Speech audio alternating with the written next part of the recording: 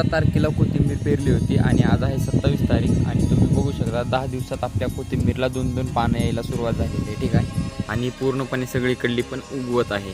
तर कोथिंबीर केलेला आज आपले 10 दिवस पूर्ण झालेले आहेत आणि आपली कोथिंबीर 90%च्या आसपास पूर्ण उगवली आहे. ठीक आहे, आता काही राहिलेली 10-15% जी आहे ना ती 1-2 दिवसात आता उगवत. तर याला आपण ना कंटिन्यू मिनी स्प्रिंकलरने 2 ते 2.5 तास पाणी सोडलेलं आहे. ठीक आहे, आता बरेच जण मला विचारतात की मोकळ्या पाण्यावर आम्ही केली, तर मोकळ्या पाण्याचं काय मला माहीत नाही जास्त. ठीक आहे, आम्ही कंटिन्यू मिनी स्प्रिंकलरने पाणी सोडलं आहे आणि रेन पाईप आहे आणि आपली उगवण पण एकदम मस्त झालेली आहे. आणि बाकीचं काय आता फवारणी आणि खुरपणी आहे, तर खुरपणी 18 दिवसाला होणार आहे. ठीक आहे, आता बाकीची माहिती मी नंतरच्या व्हिडिओमध्ये देत जाईल.